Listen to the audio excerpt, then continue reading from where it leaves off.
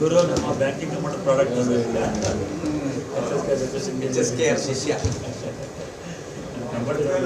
ದೀಪ ಸಿರಿ ನುಡಿಯ ದೀಪ ಒಲವೆತ್ತಿ ತೋರುವ ದೀಪ ಹಚ್ಚೇವು ಕನ್ನಡದ ದೀಪ ಹಚ್ಚೇವು ಕನ್ನಡದ ದೀಪ ಬಹುದಿನಗಳಿಂದ ಮೈಮರವೆಯಿಂದ ಕೂಡಿರುವ ಕೊಳೆಯ ಕೊಚ್ಚೇವು ಎಲ್ಲೆಲ್ಲಿ ಕನ್ನಡದ ಕಂಪ ಸೂಸಲು ಅಲ್ಲಲ್ಲಿ ಕನ್ನಡ ಚಾಚೇವು ನಡುನಾಡೆ ಇರಲಿ ಗಡಿನಾಡೆ ಇರಲಿ ಕನ್ನಡದ ಕಳೆಯ ಕೆಚ್ಚೇವು ಮರೆದೇವು ಮರೆವ ತೆರೆದೇವು ಮನವ ಎರೆದೇವು ಒಲವ ಹಿಡಿ ನೆನಪ ನರ ನರವನೆಲ್ಲ ಹುರಿಗೊಳಿಸಿ ಹೊಸೆದು ಹಚ್ಚೇವು ಕನ್ನಡದ ದೀಪ ಹಚ್ಚೇವು ಕನ್ನಡದ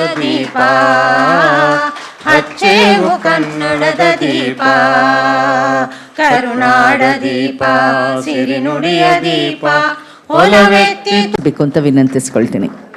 ಹಾಗೆಯೇ ಸ್ನೇಹ ಬುಕ್ ಹೌಸ್ನ ಪ್ರಕಾಶಕರಾದ ಶ್ರೀ KB ಶಿವಪ್ಪ ಅವರು ದಯವಿಟ್ಟು ವೇದಿಕೆ ಮೇಲೆ ಆಗಮಿಸಬೇಕು ಮತ್ತು ಕೃತಿಯ ಕರ್ತೃಗಳಾದ ಶ್ರೀಮತಿ ಶ್ರವಣಕುಮಾರಿ ಹಾಗೂ ಶ್ರೀ ಗುರುರಾಜ ಶಾಸ್ತ್ರದ ರೂಪದಲ್ಲಿ ಹೊರಬರಲಿ. ಮೊದಲು ತಲೆಯ ತಗ್ಗಿಸಿ ಓದು, ಮತ್ತೆ ಲೋಕದೊಳು ತಲೆ ಎತ್ತಿ ಬಾಳು, ಸನ್ಮಾನ ಗೌರವಗಳು ತಾನಾಗಿ ಬರುವುದು.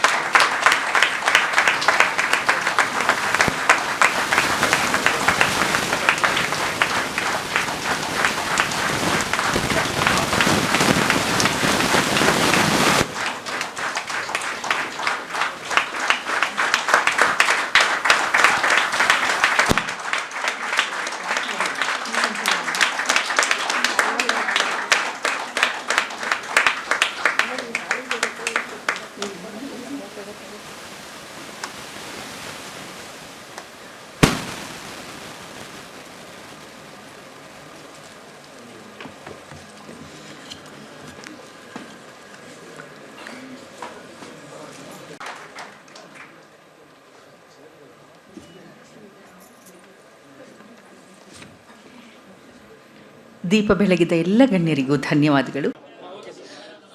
ಸಾಹಿತ್ಯ ಕ್ಷೇತ್ರದಲ್ಲಿ ಅರಂಗೇಟ್ರ ಅಂತಾರೆ, ಆ ಥರ ರಂಗಪ್ರವೇಶದ ಥರ ಇವತ್ತು ಆ ದಿನ ಆಗಿದೆ. ನನ್ನ 2 ಚೊಚ್ಚಲ ಕೃತಿಗಳು ಬಾಗುರು ಪ್ರವಾಸ ಹೋಗೋಣ ಮತ್ತು ಕತೆ ಕೋಸಂಬರಿ 2 ಪುಸ್ತಕಗಳು ಇವತ್ತು ಬಿಡುಗಡೆ ಆಗಿದೆ. ಪ್ರವಾಸ ನನ್ನ ಹವ್ಯಾಸ, ಆದರೆ ಸಮನ್ವಯ ಸಮಿತಿಗೆ ಸೇರಿದ ಮೇಲೆ ಪ್ರವಾಸ ಕಥನ ಬರೀಬೇಕು ಅಂದರು. ಅದು ಬಹಳಷ್ಟು ಜನ ನನಗೆ ಚೆನ್ನಾಗಿ ಬರಿತಾ ಇದ್ದೀರಾ, ನಮಗೂ ಅಲ್ಲಿ ಹೋಗೋಕ್ಕೆ ಮಾಹಿತಿ ಸಿಗ್ತಾ ಇದೆ ಅಂದರು. ಆದ್ದರಿಂದ ಅದನ್ನು ಹಾಗೆ ಮುಂದುವರಿಸ್ಕೊಂಡೋದೆ. ತುಂಬ ಇಷ್ಟ ಆಗಿದೆ.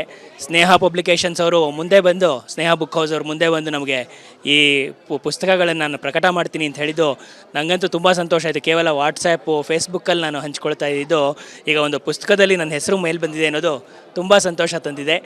ಇವತ್ತು ನನಗಂತೂ ಮುಖ್ಯವಾಗಿ ನಮ್ಮ ಮನೆಯಲ್ಲಿ ಫ್ರೆಂಡ್ಸು ಎಲ್ಲರೂ ಯಾವುದಾದ್ರು ಕಥೆ ಎಲ್ಲ ಬರೆದ್ರೆ ತುಂಬ ಸಹಾಯ ಮಾಡಿದ್ರೆ ಅವರೆಲ್ಲ ಹೇಳೋರು ಚೆನ್ನಾಗಿದೆ ಅಂತ. ಆ ಪ್ರೇರಣೆಯೇ ಇವತ್ತು ಈ ದಿನಕ್ಕೆ ನನಗೆ ಒಂದು ಅವಕಾಶ ಮಾಡಿಕೊಟ್ಟಿದೆ ಅಂತ ಹೇಳ್ತಾ ನಾನು ಮಾತು ಮುಗಿಸ್ತೀನಿ. ನಮಸ್ಕಾರ. ಇವತ್ತು ನನ್ನ 4ನೇ ಪುಸ್ತಕ 2ನೇ ಕಥಾ ಸಂಕಲನ ಬೆಳಕು ಹರಿವ ಮುನ್ನ ಬಿಡುಗಡೆಯಾಗಿದೆ. ಇದನ್ನು ಶ್ರೀಯುತ ಗಜಾನನ ಶರ್ಮಾ ಅವರು ಬಿಡುಗಡೆ ಮಾಡಿದ್ದಾರೆ. ಅರುಣ ಅವರು ಅದ್ರ ಬಗ್ಗೆ ಕೃತಿ ಪರಿಚಯ ಮಾಡಿಕೊಟ್ಟಿದ್ದಾರೆ. ಇದು ನನ್ನ 2ನೇ ಕಥಾ ಸಂಕಲನ.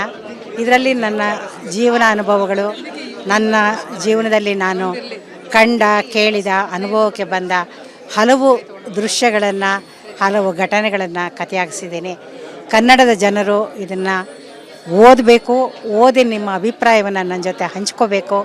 ನನ್ನ ವಿಳಾಸ ಮತ್ತು ಫೋನ್ ನಂಬರು, ಇಮೇಲ್ ವಿಳಾಸ ಎಲ್ಲವನ್ನೂ ನಾನು ಪುಸ್ತಕದಲ್ಲಿ ಕೊಟ್ಟಿದ್ದೀನಿ. ದಯವಿಟ್ಟು ಓದಿ, ಅದರಲ್ಲಿ ತಪ್ಪುಗಳು ಒಪ್ಪುಗಳು ಏನೇ ಇದ್ದರೂ ಕೂಡ ಅದನ್ನು ನನ್ನೊಂದಿಗೆ ಹಂಚಿಕೊಳ್ಳಿ ಅಂತ ಎಲ್ಲರೊಂದಿಗೆ ನಾನು ವಿನಯಪೂರ್ವಕವಾಗಿ ಕೇಳ್ಕೊಳ್ತಾ ಇದ್ದೀನಿ. ಎಲ್ಲರೂ ಓದಿ ಅದನ್ನು ನನಗೆ ಹಂಚ್ಕೊಳ್ಳಿ. ಅನುಕ್ಷಣದ ಸುದ್ದಿಗಳಿಗಾಗಿ ವಿಸ್ತಾರ ನ್ಯೂಸ್ ಯೂಟ್ಯೂಬ್ ಚಾನೆಲ್ ಸಬ್ಸ್ಕ್ರೈಬ್ ಮಾಡಿ. ಹೊಸ ಸುದ್ದಿಗಳ ನೋಟಿಫಿಕೇಶನ್ಗಾಗಿ ಬೆಲ್ ಐಕಾನ್ ಕ್ಲಿಕ್ ಮಾಡಿ. ಲೇಟೆಸ್ಟ್ ಅಪ್ಡೇಟ್ಸ್ಗಾಗಿ www.vistaranews.com ವೆಬ್ಸೈಟ್ಗೆ ವಿಸಿಟ್ ಮಾಡಿ.